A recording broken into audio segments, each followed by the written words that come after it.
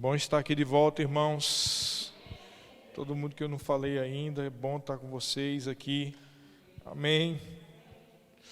Oh, glória a Deus. Vamos abrir as nossas Bíblias em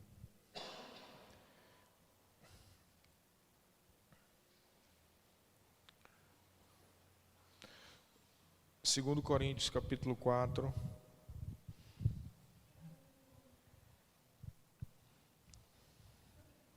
A partir do versículo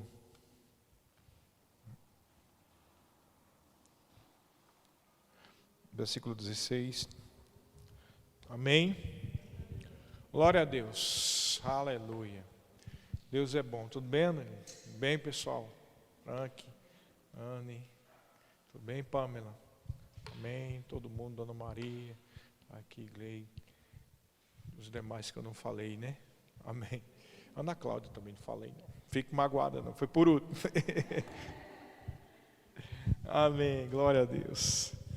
Ao mesmo tempo que é bom estar falando aqui com todo mundo, está sendo ruim, porque significa que tem pouca gente. Se tivesse muito, eu não poderia dizer isso, né? Fulano, Beltrano, Cicrano.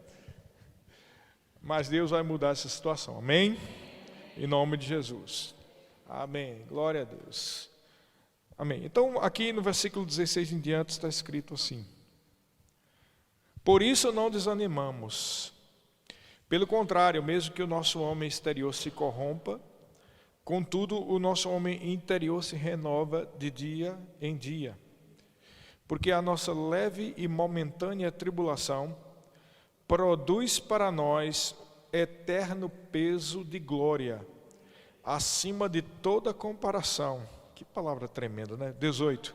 Não atentando nós nas coisas que se veem, mas nas que não se veem, porque as que se veem são temporais e as que não se veem são eternas. Glória a Deus, amém?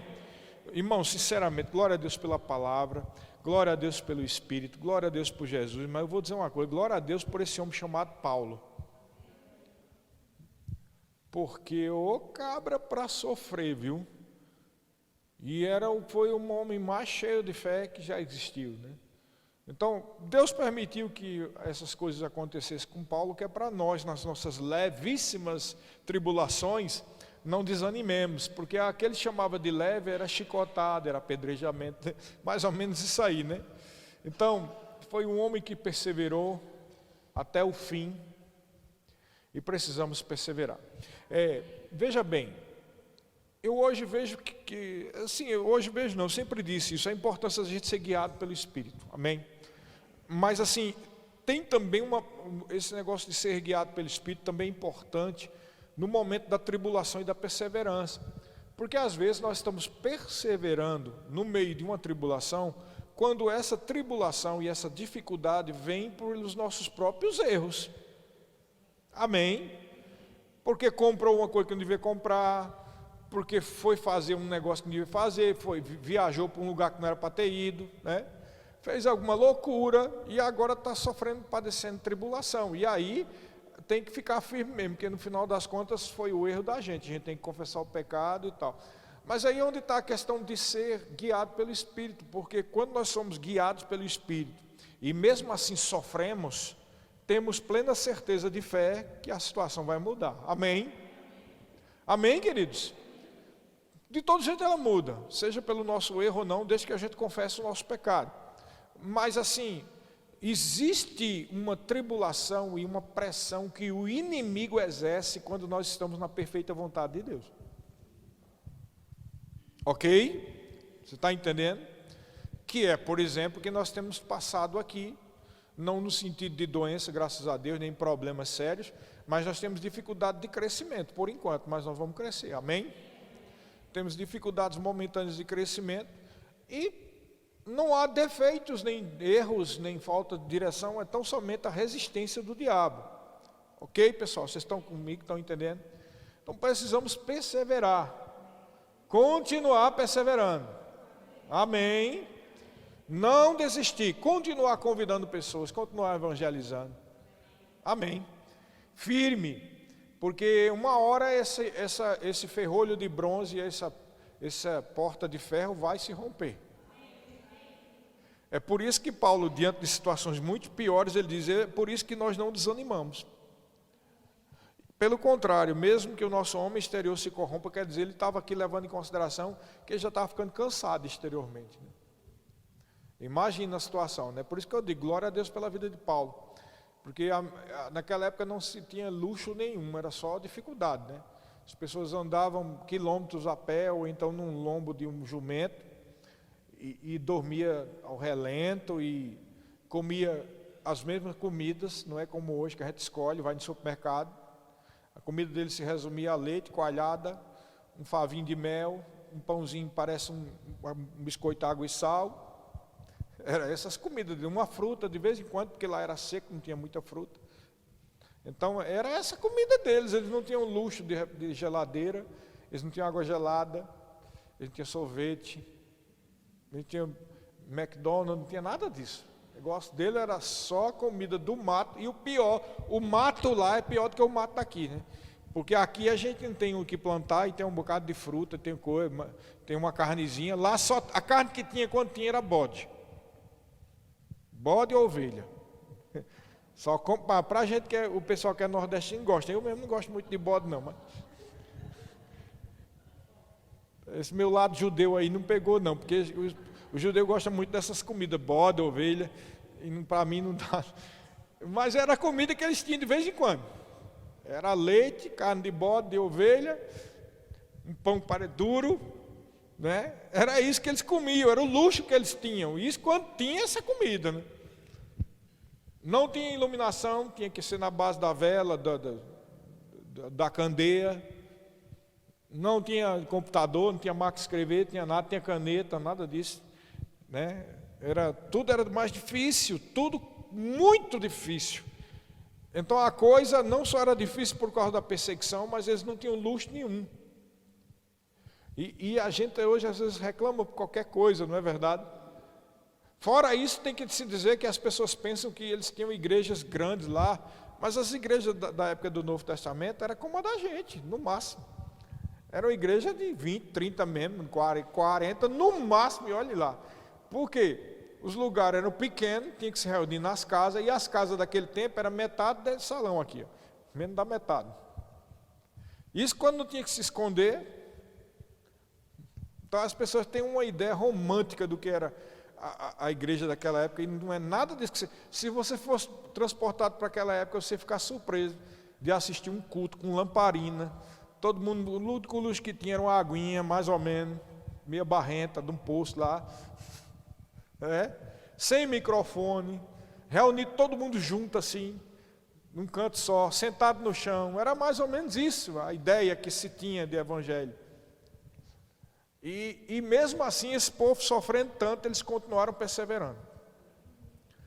Isso vale de estímulo para todos nós. Porque fé não é só dizer eu tenho fé, eu tenho. É muito fácil andar em fé quando a igreja está grande, pessoal. Que já tem todos os departamentos, todos os equipamentos que precisa. Não é verdade? É ou não é? Eu já fui de igreja grande assim, né? Já sei como é que é. É fácil, né?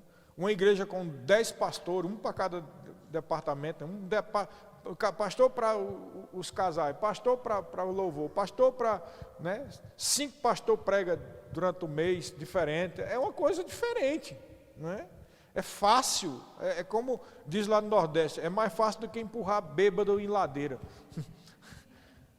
Um tranco assim, ó, todo mundo adora, é uma maravilha, ar-condicionado ligado a 1000, 3 grupos de louvor trocando, vem um, depois vem outro, depois vem. É coisa maravilhosa, é fácil. Eu não estou dizendo que eles estão errados, estão certos, mas a gente precisa aprender a fluir, porque a Bíblia diz, e deixa entender, inclusive com um texto como esse, que uma vida de fé não tem nada a ver com luxos, é uma coisa espiritual. Amém? Amém, queridos?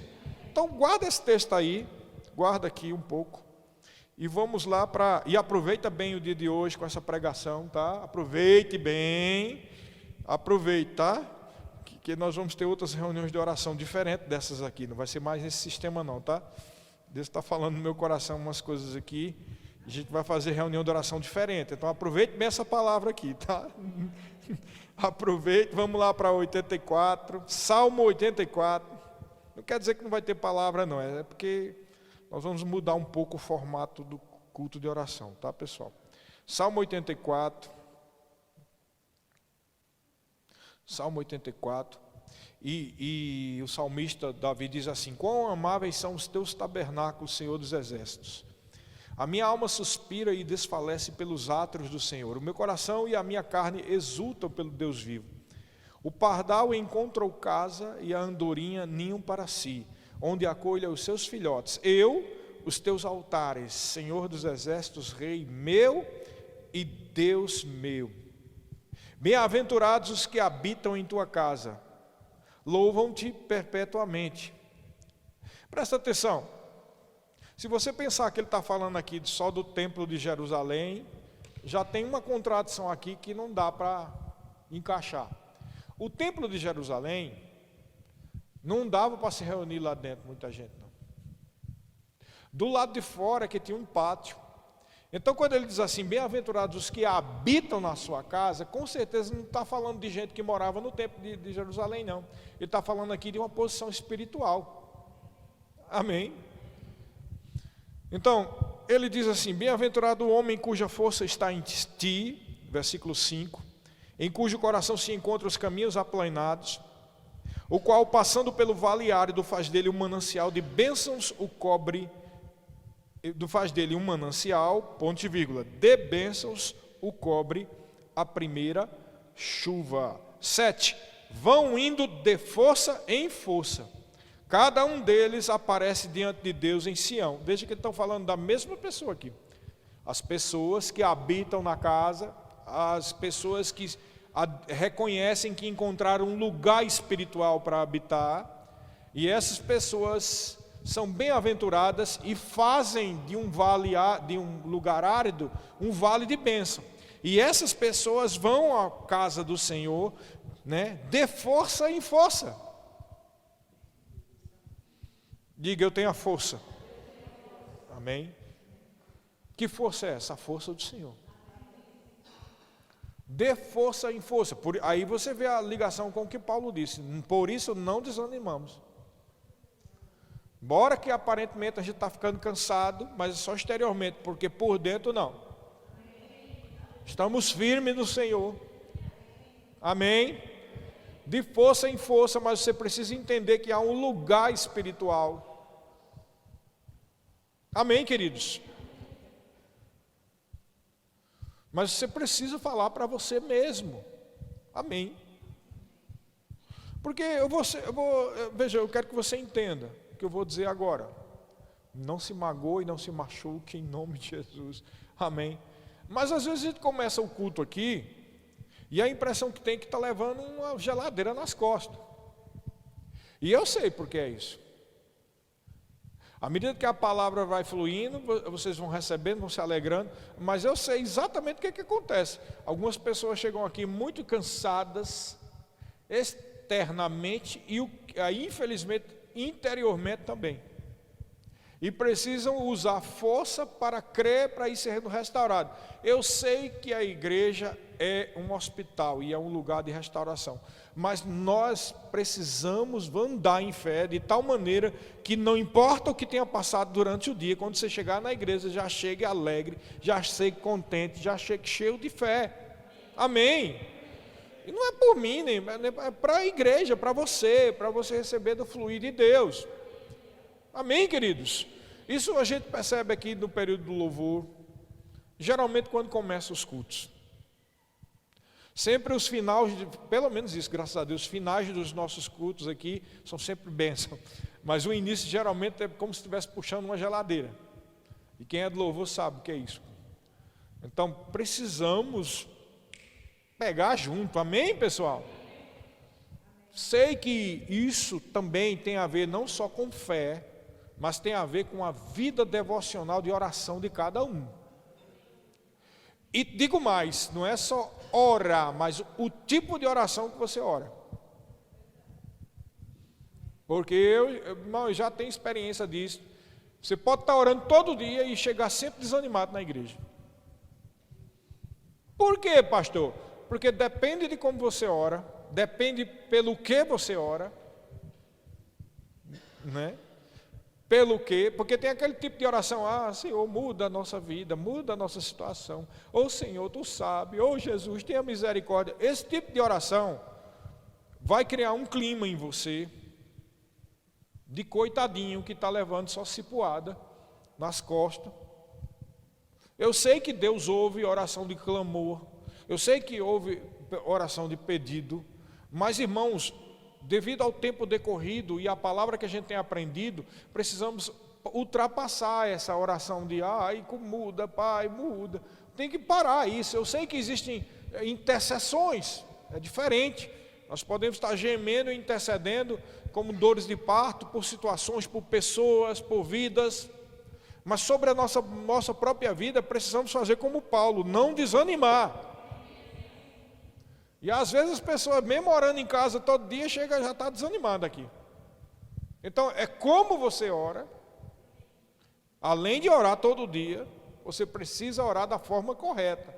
E todo tipo, você sabe pela vida que você vive no seu dia a dia. Que tipo de vida você tem levado, você sabe que tipo de oração você tem orado, que tipo de coisa está saindo da sua boca. Porque coisa ruim tem em todo lugar, pessoal. Demônio tem em todo lugar, pecado tem em todo lugar. Eu sei que existem determinados tipos de potestade e demônios que agem em cada lugar de uma forma diferente. Sabia disso? Por exemplo, eu estava lá em Cascavel e todo mundo sabe que aquela região ali tem um problema sério com relação a espírito de morte e de depressão. Né? Tem regiões por aqui, em Santa Catarina, que há muito isso.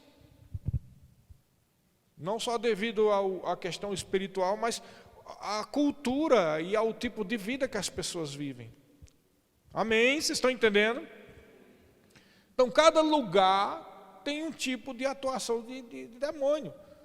Mas, independente disso, a Bíblia diz que maior é o que está em nós do que o que está no mundo. Né? A Bíblia deixa claro. Irmãos, eles viviam em situações piores. Não só em perseguição. Mas tinha lugares, como em algumas cidades que Paulo pregava, que a cidade toda era oferecida a demônios. A deusa Diana, a deusa não sei o quê, ao deus Apolo. A cidade vivia em torno da idolatria e da prostituição. Eram ambientes espirituais muito pior do que você imagina. Eu tenho impressão que quando entrava numa cidade daquela, você já imagina um lugar que não tem rede de esgoto, um lugar que não tem coleta de lixo, né? Você já imagina como deve ser um lugar desse e com idolatria, prostituição. Então, quando você entrava, era como se você estivesse entrando dentro de um prostíbulo. Na cidade, você entrasse na cidade. Com as ruas estreitas, úmidas. Imagina o que era isso aí. O pessoal fala de comunidade de favela, mas devia ser mais ou menos aquele estilo de vida. Essas cidades eram estreitas. Você vê aquelas ruínas lá das cidades da antiguidade. A avenida principal da cidade não tinha a largura desse prédio aqui.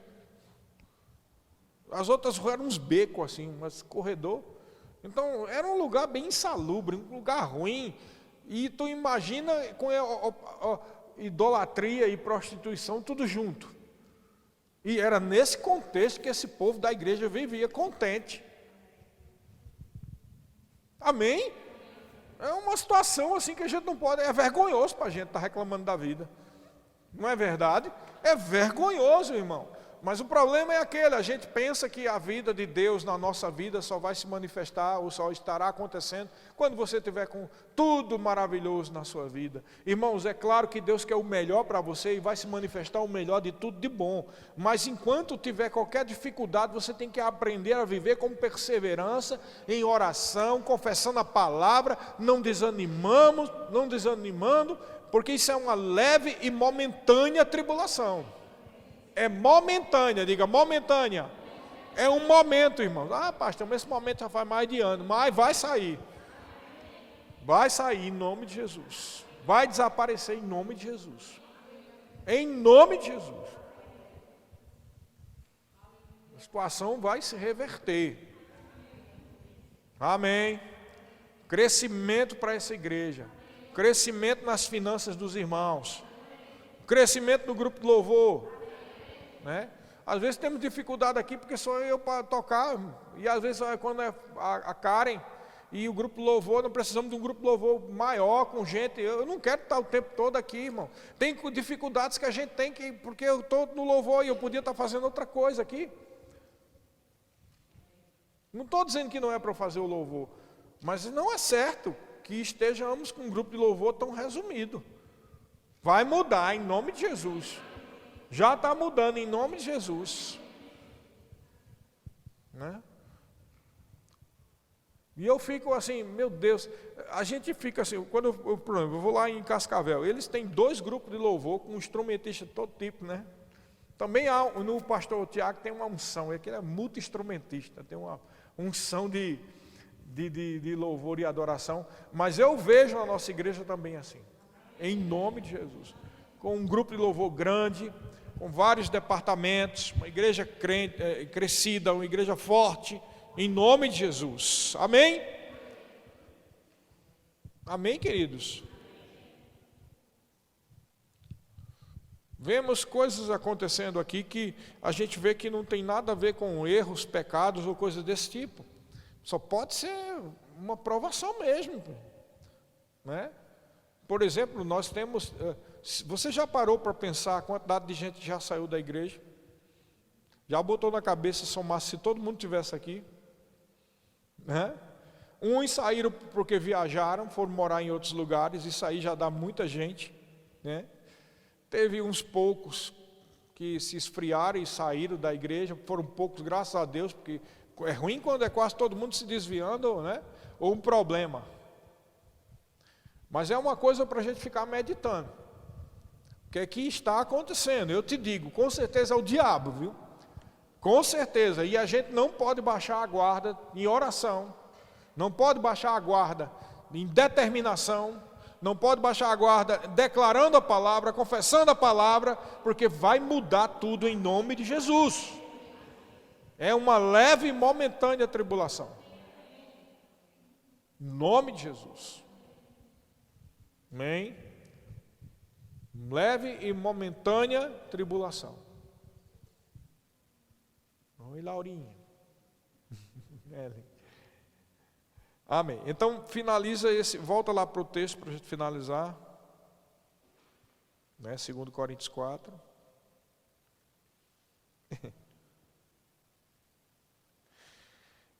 O 16 diz isso, né? Não desanimamos, nosso homem interior, no finalzinho, nosso homem como é que o homem interior, você sabe o que é o homem interior?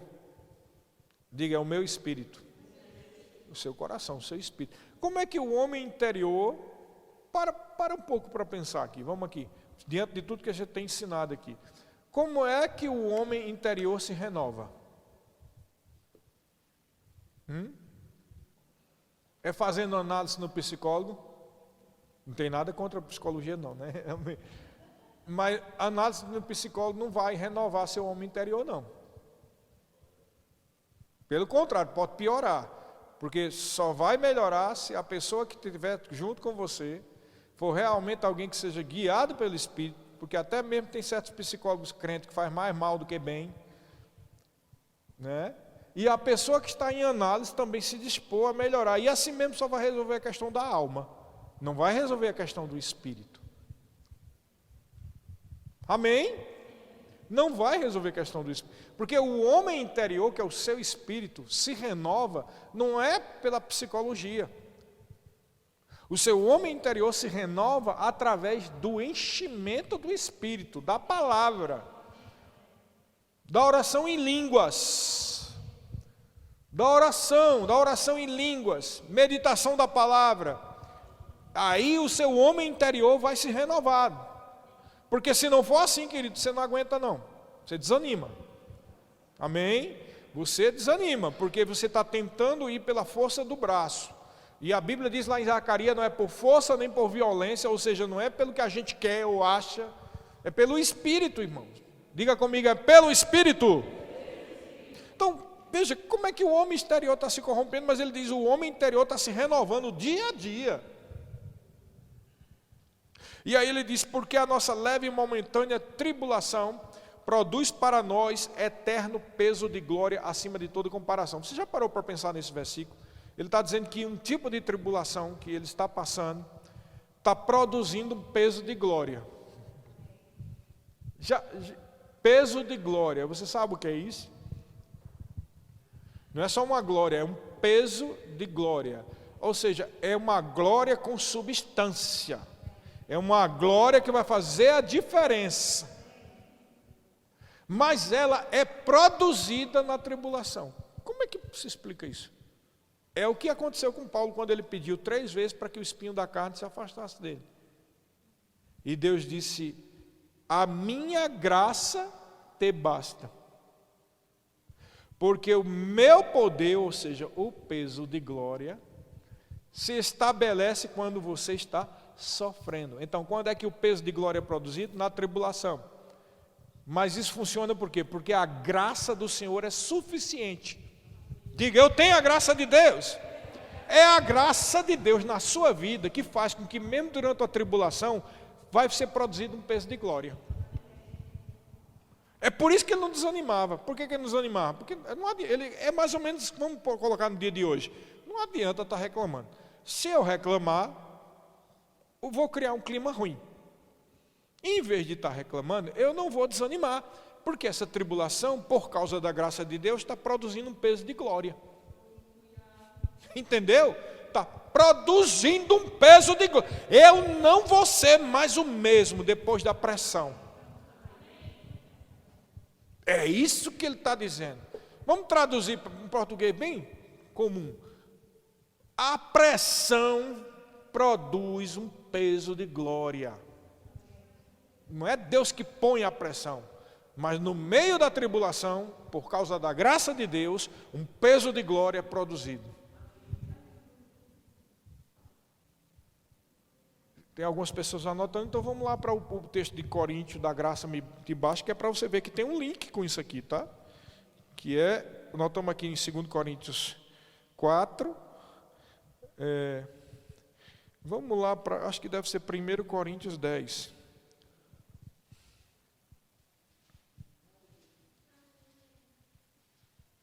Isso? Deixa eu ver se é 2 Coríntios 10. Não é 2 Coríntios 10. Onde é que está isso?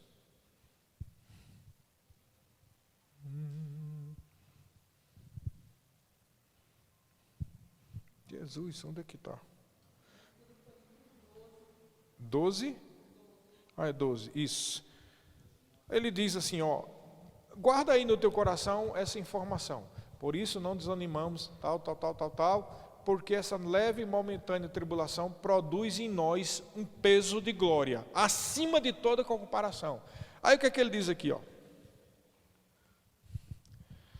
Versículo 2. Conheço um homem em Cristo que há 14 anos foi arrebatado até o 3º céu. Se no corpo ou fora do corpo, não sei, Deus o sabe. Esse homem é ele mesmo, né? E sei que o tal homem, se no corpo ou fora do corpo, não sei, Deus sabe, foi arrebatado ao paraíso e ouviu palavras inefáveis, as quais não é lícito ao homem falar ou referir. De tal coisa me gloriarei, não porém de mim mesmo, salvo nas minhas fraquezas. Ó, o que ele está dizendo? Isso, mas eu não vou gloriar disso não, com exceção das minhas fraquezas. Olha aí o que ele começa a dizer, ó. Pois se eu vier a me gloriar, não serei nécio, porque eu vou dizer a verdade. Mas abstendo-me para que ninguém se preocupe comigo mais do que em mim vê ou de mim ouve. O que ele está querendo dizer aqui? Ó, se eu for sincero mesmo, vocês têm que aguentar, porque vocês vão ver quanto é que eu sofro. Mas eu tenho cuidado para vocês não ficarem preocupados comigo. É isso que ele está dizendo, né? Aí ele diz no 7. E para que não me ensoberbecesse com a grandeza das revelações, foi-me posto um espinho na carne, um mensageiro de Satanás, para me esbofetear, a fim de que não me exalte. Por causa disso, 3 vezes eu pedi ao Senhor que o afastasse de mim. 9. Então ele me disse, olha o que foi que o Senhor disse para ele: a minha graça te basta, porque o poder se aperfeiçoa na fraqueza. Ou seja, o que ele diz? A leve e momentânea tribulação produz um peso de glória acima de toda comparação. E aí o que ele diz mais? De boa vontade, pois, mas me gloriarei nas fraquezas, para que sobre mim repouse o poder de Cristo. O que é repousar o poder de Cristo? É o peso de glória. Amém? Pelo que sinto prazer nas fraquezas, nas injúrias, nas necessidades, nas perseguições, nas angústias, por amor de Cristo, porque quando sou fraco, então é que sou forte. Eu quero que você entenda que nós aqui ensinamos a palavra da fé. E de maneira nenhuma nós vamos fazer apologia, ou seja, defesa de, eu coitadinho de mim. Que não tem nada a ver com isso. O que ele está dizendo é, quando vier tribulação, quando vier pressão, se alegre. Mas não é porque está bom não, porque você não é masoquista espiritual não. Se alegre porque quando vem tribulação, a graça de Deus, diga a graça de Deus. A graça de Deus produz em você um sobreexcelente peso de glória. A graça de Deus produz em você o poder de Deus. De maneira que quando você parece que está fraco, aí é que você está forte. Mas só vai funcionar se você não desanimar. Se você desanimar, aí o negócio faz o efeito contrário. O que é a minha vida? Nada dá certo. Aqui, a gente ia lendo aqui 1 Coríntios 10, ele diz lá, e não murmureis, como alguns dos israelitas murmuraram e ficaram mortos no deserto. Né? Para com isso, minha vida, nada. Para com isso, em nome de Jesus. Você é diferente, você é filho de Deus, você é filha de Deus, está sendo produzido um peso de glória na sua vida. Em nome de Jesus, amém? Fica firme. O Senhor vai mudar as situações. E você vai olhar para trás e vai lembrar, olha, foi naquela época que eu pensava que estava tudo difícil, mas eu estava sendo treinado a manter-se firme e a crer no peso de glória, no poder de Deus que opera em nós que cremos. Há um poder, diga, há um poder em mim. Oh, aleluia. Opera em nós que cremos esse poder, irmãos. Opera em nós. Agora, para esse poder operar em você, você tem que ficar firme. Você não pode baixar a guarda, ficar triste, desanimado.